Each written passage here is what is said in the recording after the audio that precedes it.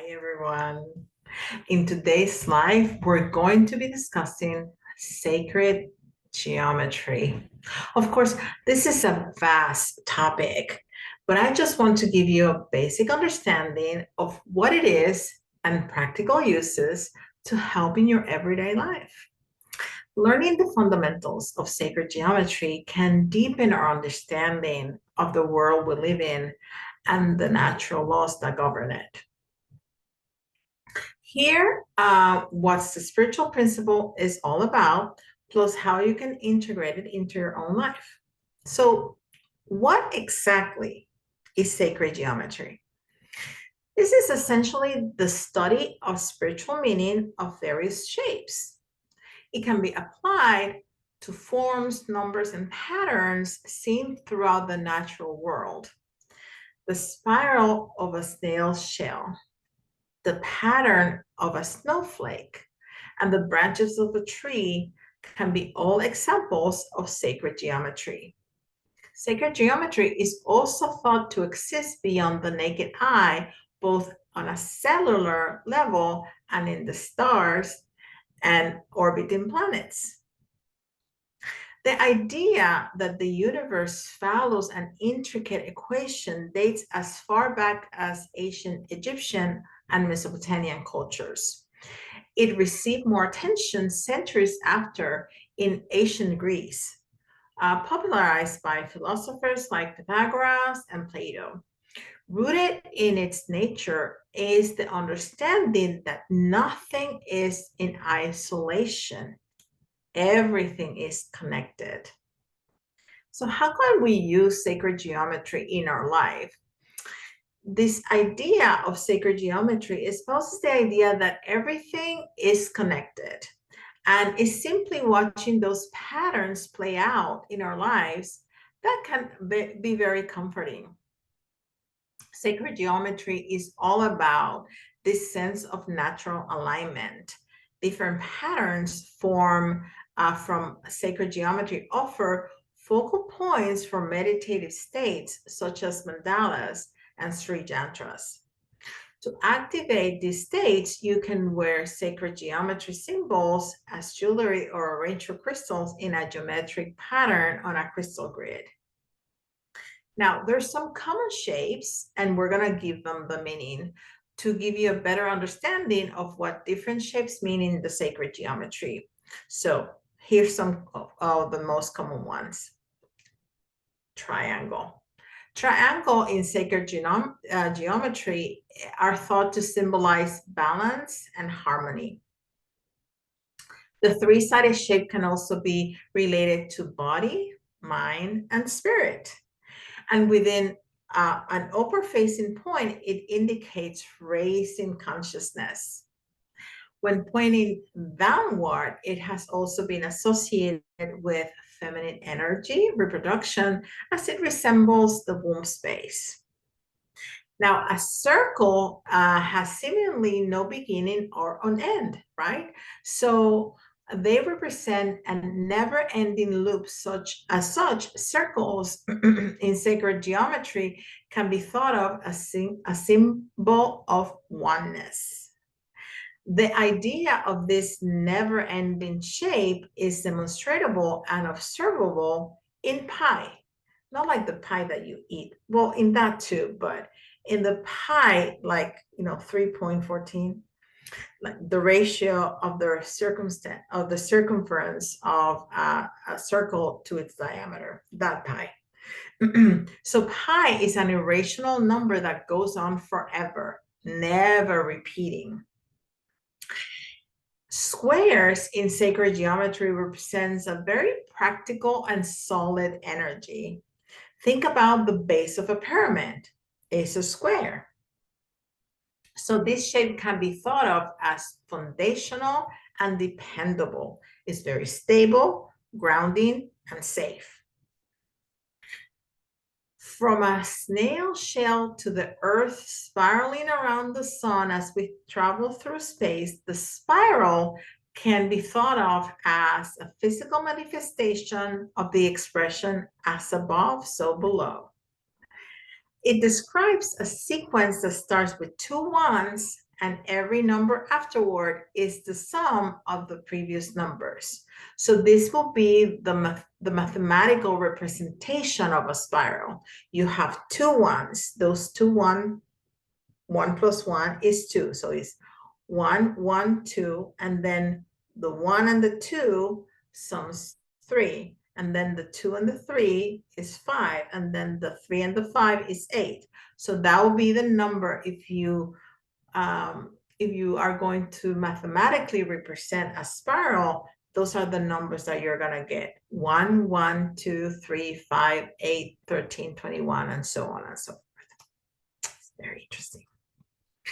These spirals relate to everything from the shape of our very DNA to how the energy flows through our chakras.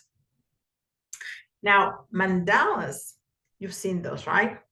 Means sacred circles in Sanskrit and symbolizes the womb of creation. They are complex mathematical expressions drawn as circular geometric designs. They are believed to have originated in the 4th century BC by Buddhist monks and are used in various regions throughout Asia. Mandalas represent the universe in an ideal form and highlight the transformation of suffering into joy. Now, the flower of life, this one right here. The flower of life is a group of 7 overlapping circles that unify in the form of a flower. Arguably one of the most well-known examples of sacred geometry. You may see flower of life in nature or in spiritual art. Now, the tree of light, also called the Kabbalah, right here, is considered to be a sign of protection, and it represents creation and how everything is interconnected in some shape and form. It is also thought to harness creativity, energy, as well as fertility and blessings. Sometimes it's called the seed of life, from which every other shape is created. The depiction of the tree of life has been around for many centuries in ancient Egypt, Judaism, and Buddhism. Most often is associated with sacred geometric symbols central to the Kabbalah, said to depict a map of the human mind and our unity with the divine and the universe. The tree of life is a powerful symbol of protection. It contains all of the primary sacred geometries and also forms complex ones. There are many ways to work with the tree of life, and it is the subject of much philosophical study. Few teach the actual magic of the Kabbalah, which yields the magic of the archetypes. You can think of archetype as sacred geometries that we hold within us and aspirate and aspire to resonate with in terms of frequency. To do what we need to shed the layers that strand in between ourselves and the truest, highest expression of self.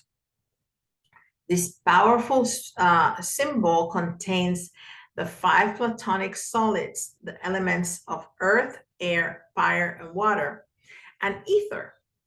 It symbolizes the creation of life itself. The intersecting triangles represent feminine and masculine working together as the unified whole. Meditating on the Merkaba,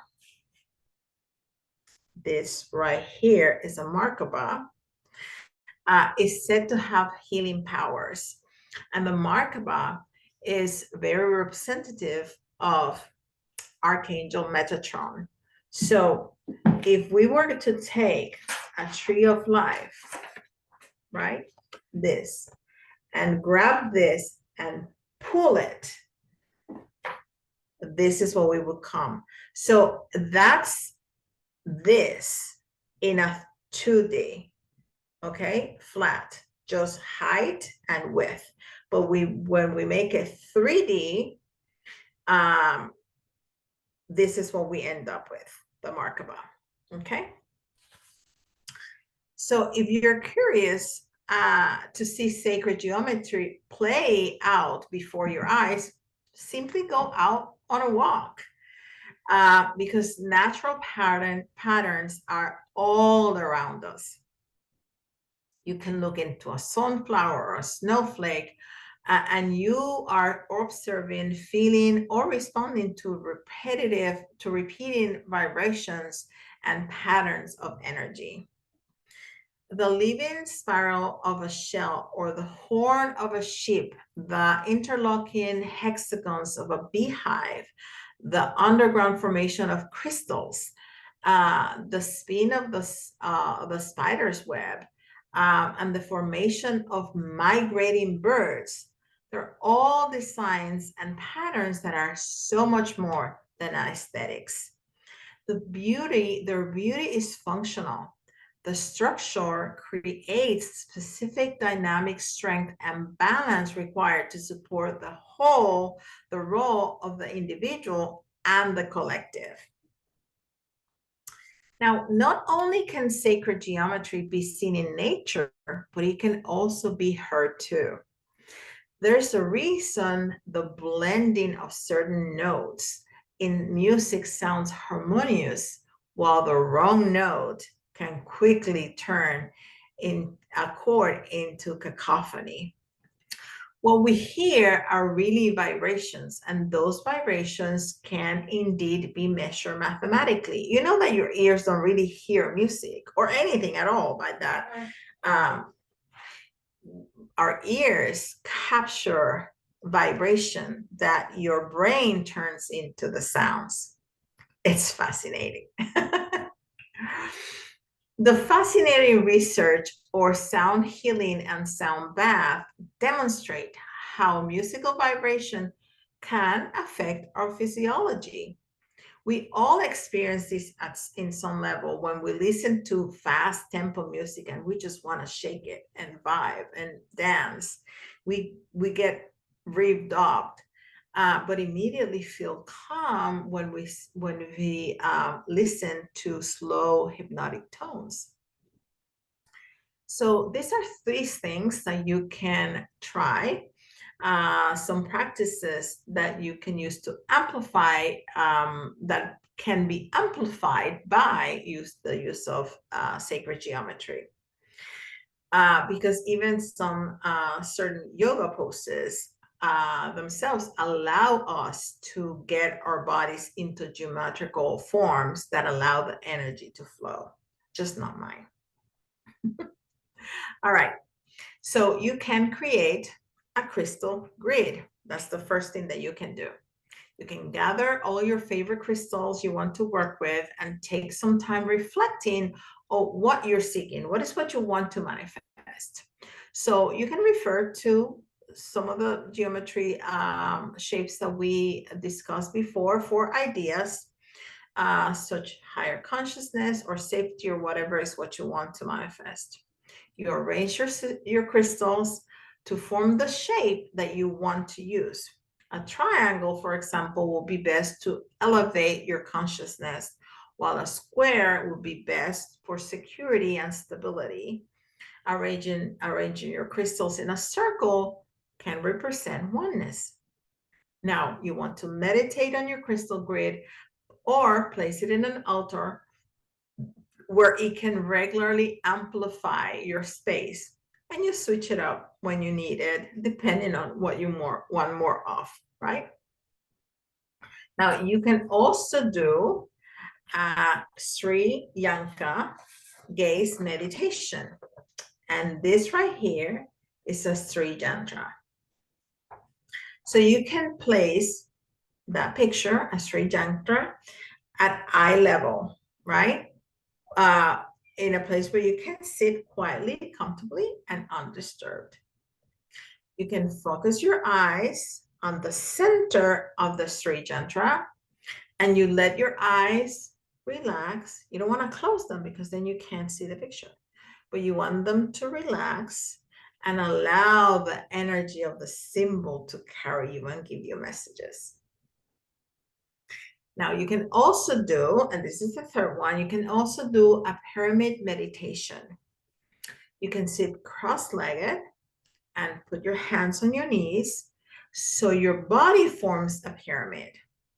And you take a moment while you settle in this shape, and then you take 6 breaths through your nose, drawing the breath through your spine and then down your spine and then up your solar plexus and your heart and out your mouth. In your mind's eye, you draw a square around you, and that is the base of your pyramid. As you do so, you acknowledge the 4 directions: north, south, east, and west, and the 4 elements: earth, air, fire, and water. You set your intention that this square represents an anchor to your physical reality, which will serve to ground the higher frequencies you're calling in. So you breathe into that. Then in your mind, you draw 4 triangles from the base of your square to complete your pyramid. So you have your where you're sitting, your base is a square around you, and then you go 1 triangle, 2 more triangles, and a 4th triangle to have your pyramid. Then and your your crown as the point of the pyramid.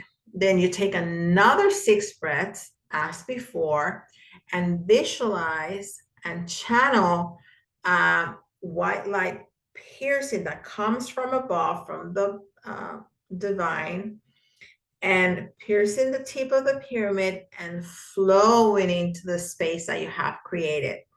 Remember that you're made of light. So allow it to wash all over you and be absorbed into your organs and every cell of your body. Once you feel the alignment and expansion of this activation, you visualize a circle within the square, within the base, okay? And you want to spin it first counterclockwise to discharge any stagnant energy or blocked energy, and then you spin it clockwise to charge your energy centers. Then you visualize a flame to purify before you. And I would suggest you visualize this flame as purple, okay? You're gonna build a pile of all the things that you want to release and put them in the fire. And then you can feel that you're getting lighter and lighter as you let go of all those things. Now you want to invite the fire of creativity and passion to ignite your space. So you want to think about all the projects and the things that you want to put a fire into, and you ask the fire to ignite those creative projects that you have going on that maybe they're on the back burner and you want to bring up, okay? And that's it. Easy. So really, sacred geometry can be seen as macro and micro level, from ourselves, micro, to the stars, macro, and everything in nature, and everything from nature to music. And when we understand how it works and how we can use it to our benefit. When we exist in accordance with these sacred principles, we are in a state of abundance and receptivity, and we become energetic architects and empowered co-creators of our reality. Well, guys, I hope this has been helpful. Let me know in the comments below if you have any questions about sacred geometry, remember that I upload all the videos like this one into the group first a few minutes after I'm done with the recording, and I also upload them to my YouTube and TikTok channels. Have a wonderful rest of your week, and I'll see you next week on Wednesday, 6 p.m. for another live. Bye.